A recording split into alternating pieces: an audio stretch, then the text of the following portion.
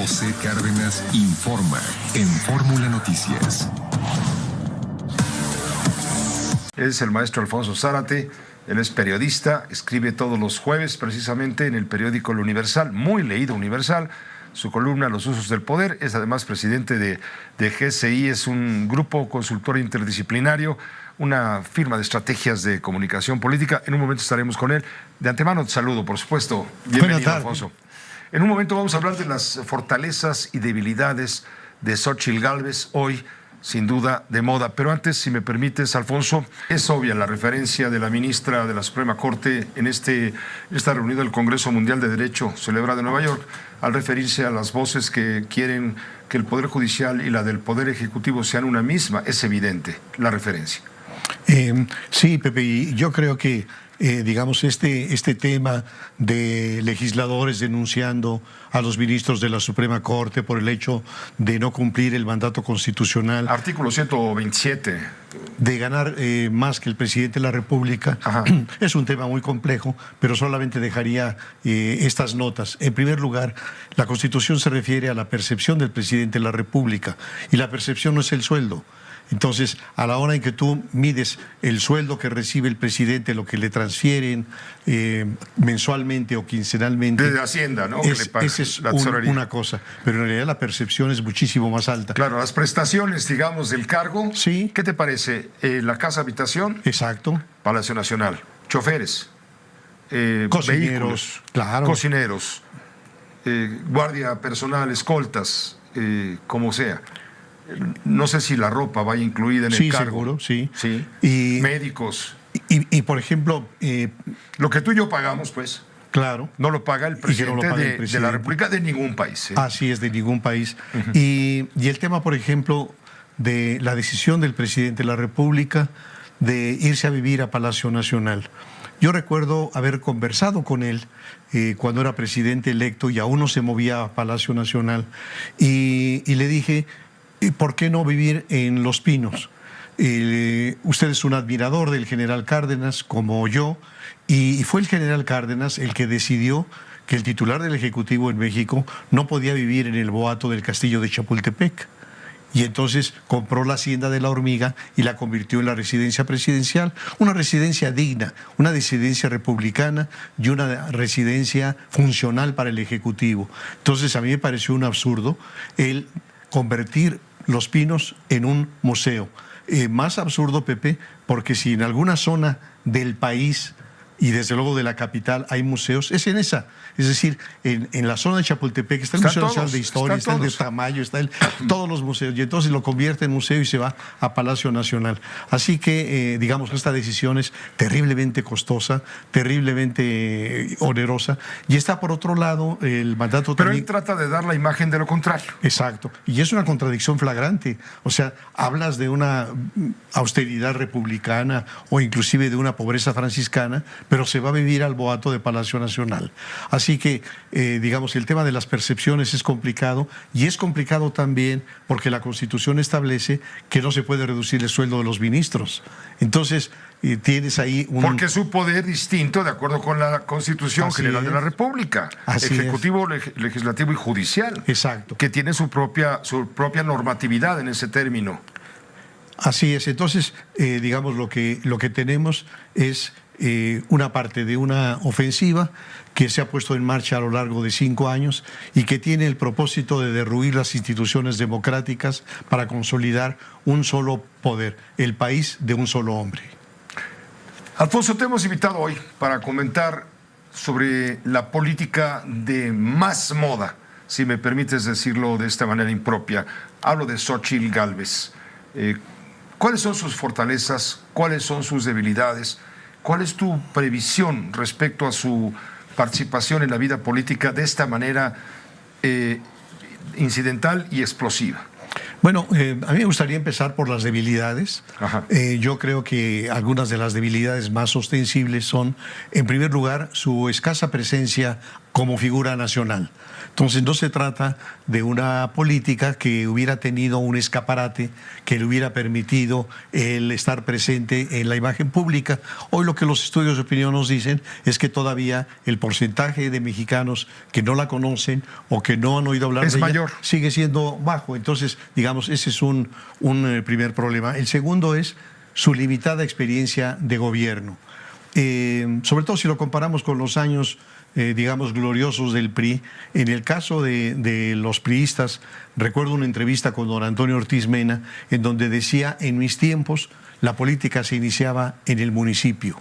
Los jóvenes con inquietudes políticas lo hacían, y si tenían suerte en su carrera, iban creciendo, eran secretarios del ayuntamiento, después presidentes municipales, diputados locales, diputados federales, senadores, a veces gobernadores, miembros del gabinete y presidente. Entonces había una trayectoria completísima que le permitía al presidente de la República una experiencia formidable. Piensa en don Adolfo Ruiz Cortines, que había sido gobernador de Veracruz, secretario de Gobernación. Entonces, eso no lo tiene Xóchitl, no tiene esa, digamos, importante experiencia de gobierno. Otra debilidad que yo percibo son los intereses de los dirigentes de los partidos que forman el Frente por México. Es decir, que hasta el momento yo pago por ver que realmente haya un apoyo a quien gane el proceso interno, un proceso interno, por cierto, interesantísimo, Pepe, porque en primer lugar no hay un precedente de un procedimiento tan democrático en el que abren las puertas a los aspirantes. Después establecen un filtro que son las 150,000 firmas en 17 entidades federativas. Después, el que participen en foros de visión por México, en donde cada uno de ellos exponga su visión por México. Un nuevo sondeo, y los 3 últimos debaten en distintas ciudades de la República. Y al final de todo eso se define a través de otro estudio. El 3 de septiembre. ¿Quién será? Entonces es un procedimiento muy democrático. Ojalá que sirva de precedente en el futuro a los partidos políticos para que cambien su sistema de selección de sus candidatos. Pero bueno, por lo pronto, la duda para mí es si las dirigencias de estos partidos van a respetar todo este procedimiento, pues porque sabemos que en el caso de Marco Cortés del PAN tenía un aspirante que era Santiago Krill, o en el caso del PRI tiene los suyos que son Beatriz Paredes o de la Madrid, etcétera. Entonces, esa es otra debilidad. Una más que se está explorando y sacando es el problema de su hermana, de la hermana que está detenida y que sufre una larga condena por el delito de Está detenida hace 11 años. 11 años. Por complicidad en secuestro. En un secuestro, un delito gravísimo. Pero bueno, no existe el delito de portación de hermana prohibida. Entonces, al final de cuentas, eso es algo porque le están... Pero golpeando. se lo van a sacar. Se lo están sacando ya, Pepe. Y quizá la debilidad más fuerte es que ella no va a disputar nada contra Claudia Sheinbaum. Su verdadera disputa es con el presidente de la República. Y es una disputa con una enorme asimetría, porque el presidente, con todos los recursos del poder, ya lo estamos viendo con el SAT, con la Unidad de Inteligencia Financiera, con la Unidad de Inteligencia del Ejército Mexicano, de la Marina, el Centro Nacional de Inteligencia, hurgando, rascando, y el presidente exhibiendo los contratos de sus empresas, los montos, dejando de lado el silencio fiscal. Entonces, una debilidad profunda es cuando alguien tiene que enfrentar el odio del Estado. Y si pasáramos a la parte de... Eso debilita a Xóchitl. Sí. Es decir, hay que prever que ahí viene la tormenta. Sí. Bueno, hay algo que yo toco madera, pero me parece que otra debilidad es que el presidente de la República se ha encargado de difamarla, de intimidarla, y el presidente no cuida la palabra presidencial. Te comparto una experiencia. Un miembro del gabinete de López Portillo me contó que un día entra al despacho presidencial y se encuentra López Portillo muy contenido. Y le dice: señor presidente, lo veo muy tenso. Sí, le dice, lo que pasa es que un presidente debe de cuidar sus palabras. Hace unos días tuve un exabrupto sobre un sujeto y hoy me entero que lo han asesinado. Entonces, eso dice el presidente López Portillo. A lo mejor en una reunión de dominó con sus cuates, quizá con Arturo Durazo, dijo, este ya me tiene hasta el copetillo. Y entonces no faltó quien dijera, voy a decodificar lo que me está instruyendo el presidente de la República, y le da cuello a ese. Y yo hace unos 2 años, Pepe, recuerdo haber recibido un tuit de una persona de Jalisco, por cierto, en donde decía, si el presidente me ordena matar, pues mato.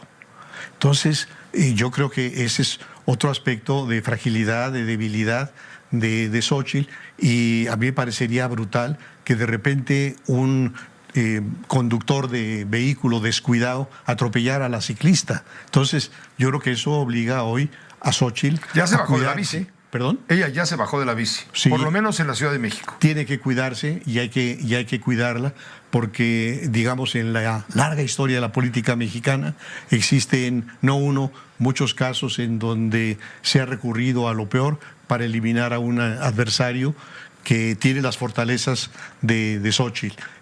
Una mujer echada para adelante, con una gran capacidad de remontar cuestiones adversas y de ser exitosa. Aunque ahí recuerdo lo que decía Carlos Monsiváis, el mexicano todo lo perdona, menos el éxito ajeno.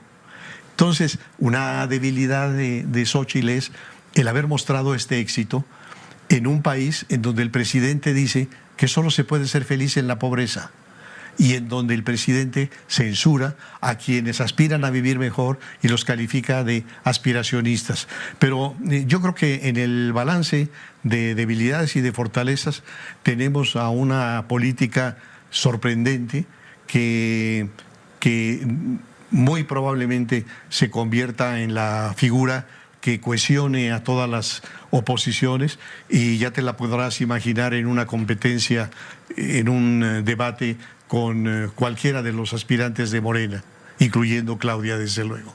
Ya comentaremos, ¿te parece? Con Más mucho adelante. gusto. Gracias, como siempre, A ti. Alfonso. Siempre Encantado. bienvenido. Ojalá siempre fuera jueves. Muchas gracias, Pepe. Gracias, Un el elogio. maestro Zárate. Los usos del poder. Permítame una pausa muy breve. En instantes regresa José Cárdenas.